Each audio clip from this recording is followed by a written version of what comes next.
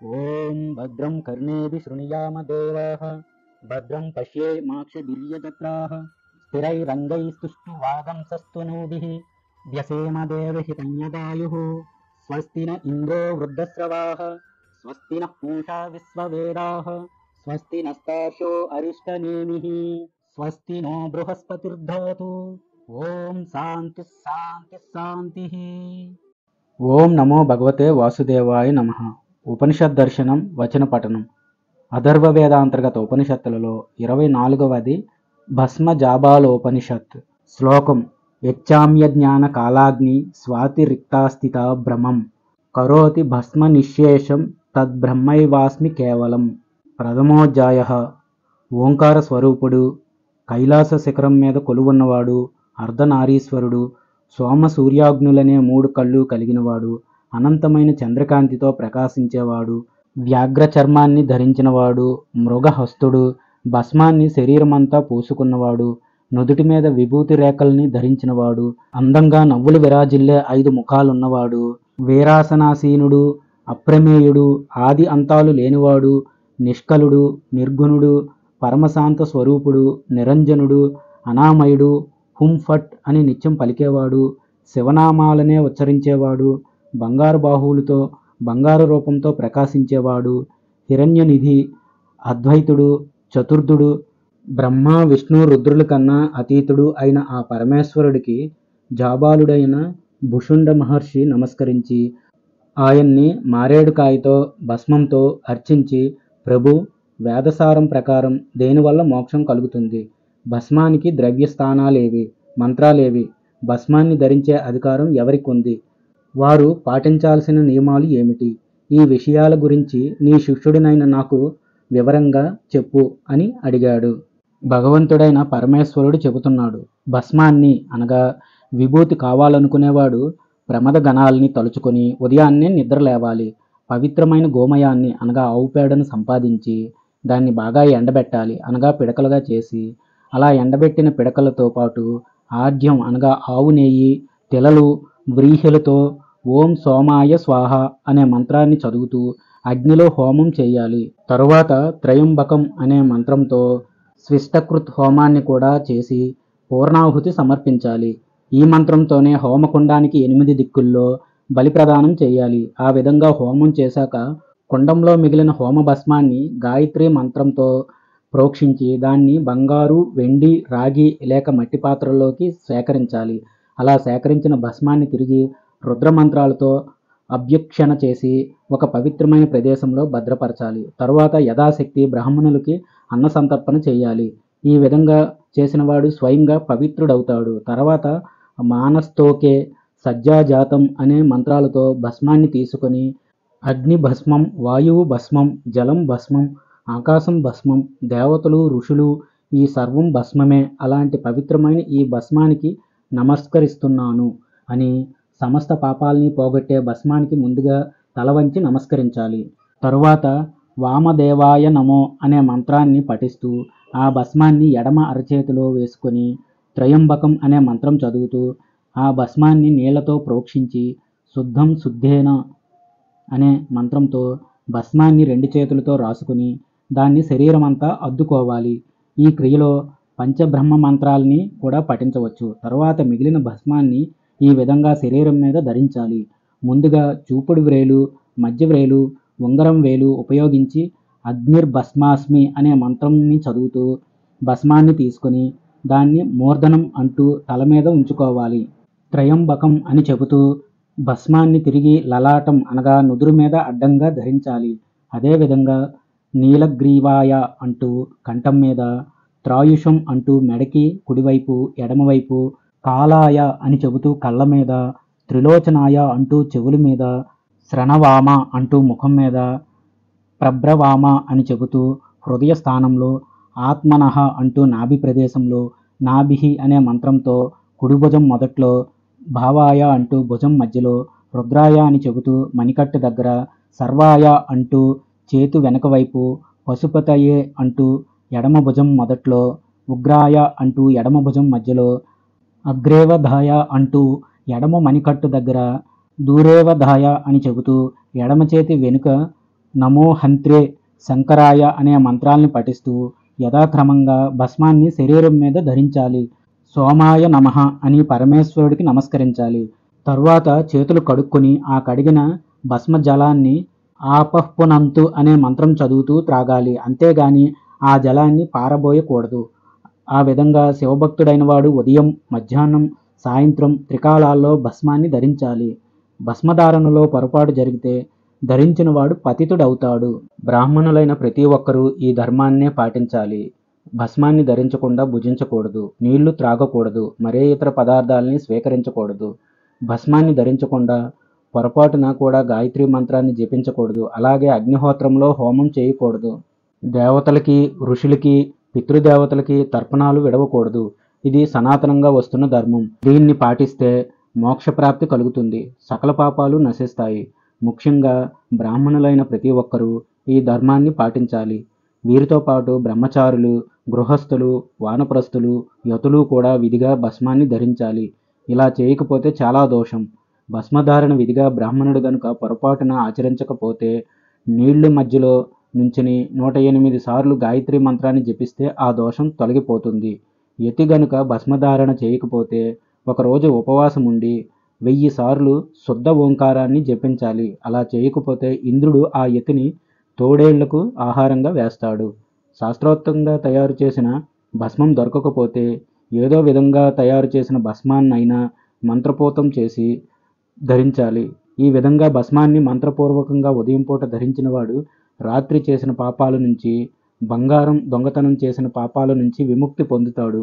మధ్యాహ్నం సమయంలో సంధ్యావిధిని పూర్తి చేసుకుని సూర్యుడికి ఎదురుగా నించుని ఈ ఉపనిషత్తుని చదివినవాడు సురాపానం, బ్రహ్మహత్య లాంటి పాపాల నుంచి విముక్తిని పొందుతాడు. అంతేకాదు గోవధ, అశ్వవధ, గురువధ లాంటి మహాపాపాల నుంచి కూడా విముక్తి పొందుతాడు. భస్మధారణ చేసినవాడు సకల వేదాల్ని పారాయణ చేసిన ఫలితాన్ని, ఎన్నో పుణ్యతీర్థాలని సేవించిన ఫలాన్ని పొందుతాడు. అతడికి దీర్ఘాయువు, ప్రాజాపత్యం, రాయుస్పోషం, గౌపత్యం లాంటి యజ్ఞాలు చేసిన పుణ్యఫలం లభిస్తాయి. అందుకే ఈ ఉపనిషత్తుని అందరూ పఠించాలి అని సాంబ సదాశివుడు భుషుండుడికి చెప్పాడు. ద్వితీయోధ్యాయ. భస్మధారణ విధిని గురించి విన్న భుషుండు తిరిగి సాంబశివుడికి నమస్కరించి, ప్రభు, బ్రాహ్మణులకి నిత్యం చేయాల్సిన కర్తవ్యం ఏమిటి? దాన్ని చేయకపోతే వారికి కలిగే శోషం ఏమిటి? లోకంలో పూజనీయుడు ఎవరు? ధ్యానించదగ్గవాడు, నమస్కరించదగ్గవాడు ఎవడు? ఏది ఉండతగింది? ఈ విషయాల గురించి దయచేసి చెప్పు అని వినయంగా ప్రార్థించాడు. సాంబశివుడు ఇలా చెబుతున్నాడు, భుషుండ, బ్రాహ్మణుడైన వాడు సూర్యోదయం కన్నా ముందుగానే నిద్రలేచి శౌచాది క్రియల్ని నిర్వర్తించాక రుద్రసూక్తం పఠిస్తూ స్నానం చేయాలి. తర్వాత కొత్త వస్త్రాన్ని కట్టుకోవాలి. పాప్మనోపహత్య ఉద్యంతమాదిత్య అనే మంత్రంతో సూర్యుడిని ముందుగా ఉపాసించాలి. శరీరం మీద భస్మాన్ని చల్లుకొని శరీర భాగాల మీద భస్మంతో త్రిపుండ్రాల్ని దిద్దుకొని తెల్లటి రుద్రాక్షల్ని ధరించాలి. ఈ రుద్రాక్షల్ని ఎలా ధరించాలంటే తల మీద 40, శిఖలో 1 లేక 3, 2 చెవులకి కలిసి 12, కంఠం మీద 32, బాహువులకి 16, మణికట్టుల మీద 12, 12 చొప్పున 2 బటన వేళ్ళకి 6 చొప్పున ధరించాలి. అలాగే దర్భని చేతికి పెట్టుకుని ప్రతిరోజు సంధ్యావందనం చేయాలి. తరువాత అగ్నిజ్యోతి లాంటి మంత్రాలతో అగ్నిలో హోమం చేయాలి. శివలింగాన్ని 3 సంధ్యల్లో అర్చించాలి.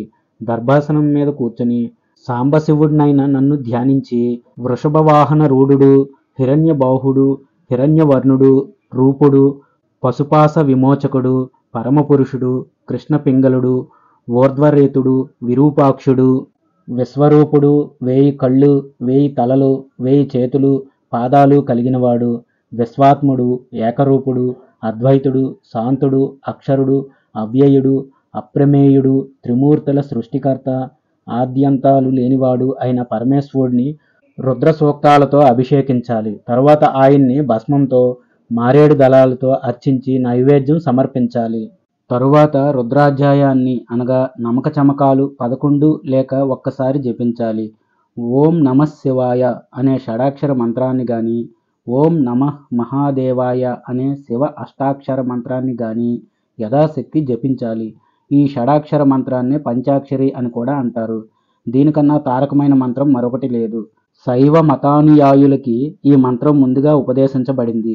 అవిముక్త క్షేత్రంగా ప్రసిద్ధి చెందిన కాశీక్షేత్రంలో ఈ శివతారక అనగా పంచాక్షరి మంత్రాన్ని జపించినవాడు తరిస్తాడు. ఇదే శైవులకి బ్రహ్మోపదేశం.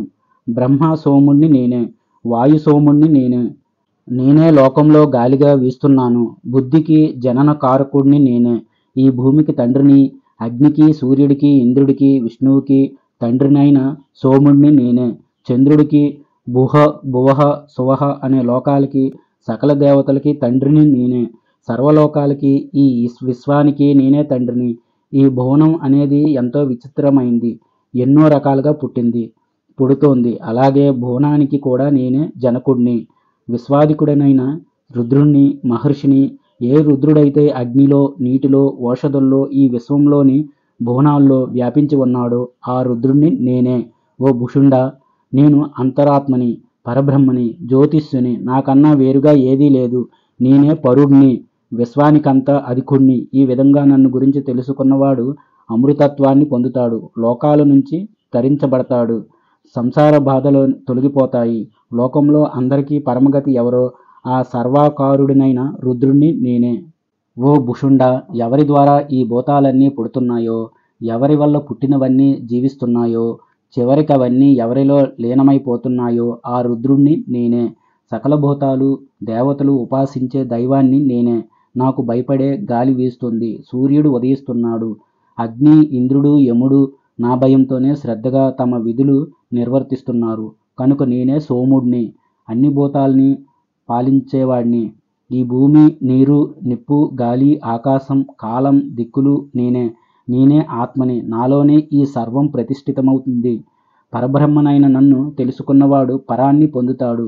నన్ను అచక్షువు, విశ్వచక్షువు, అకర్ణుడు, విశ్వకర్ణుడు, అపారుడు, విశ్వపారుడు, అపాని, విశ్వపాని, అశిరస్కుడు, విశ్వశిరస్కుడు, విద్యారూపుడు, విశ్వేశ్వరుడు, అజరుడు అని గ్రహించినవాడు సంసార బంధాల నుంచి విముక్తి పొందుతాడు.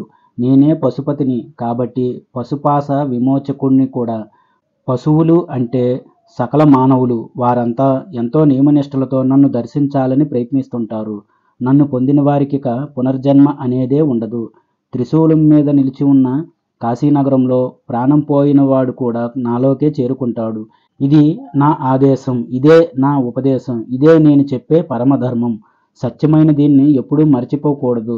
భస్మాన్ని శరీరం మీద రాసుకోవటం, రుద్రాక్షల్ని ధరించటం, బిల్వాలతో నన్ను పూజించటం అనేవి వదిలిపెట్టకూడదు. పొరపాటును కూడా ఆలయం మీద పరిసర ప్రాంతాల్లో మలమూత్ర విసర్జన చేయకూడదు. ఇదే అందరూ పాటించాల్సిన ధర్మం.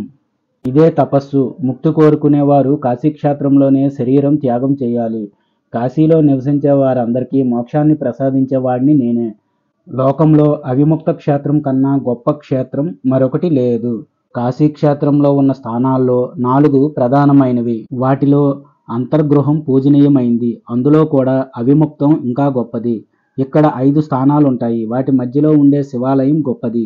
ఆ ఆలయంలో తూర్పున ఉండేది ఐశ్వర్య స్థానం కాగా, దక్షిణ దిశలోది విచాలన స్థానం, పడమర ఉండేది వైరాగ్య స్థానం, ఉత్తరాన జ్ఞాన స్థానం ఉంటాయి.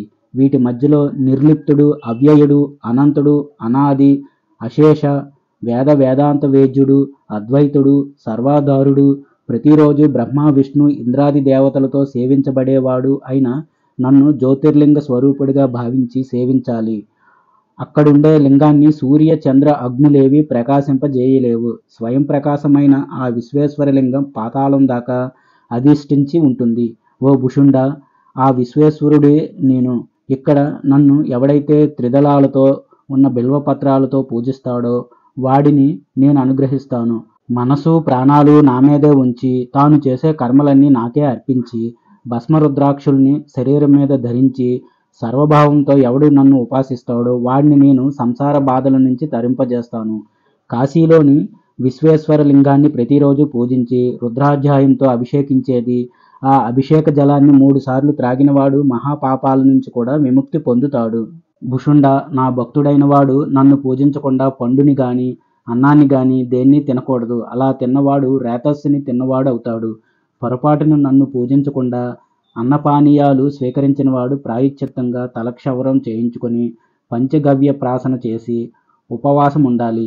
రుద్ర సూక్తంతో స్నానం చేసి తిరిగి 3 సార్లు రుద్రనామాన్ని సూర్యుడిని చూస్తూ పఠించాలి. తరువాత నిత్యకర్మల్ని ఆచరించి యథాశక్తి విప్రులకి అన్న సంతర్పణ చేయాలి. అలా చేస్తేనే అతడికి దోషం పోయి పవిత్రుడవుతాడు. అలా గనుక చేయకపోతే మరణించాక నరకయాతన అనుభవిస్తాడు. విశ్వేశ్వరుడినైన నన్ను బిల్వాలతో పూజించి ఫలాన్ని నైవేద్యాన్ని పెట్టి ఆ తర్వాత భుజించాలి.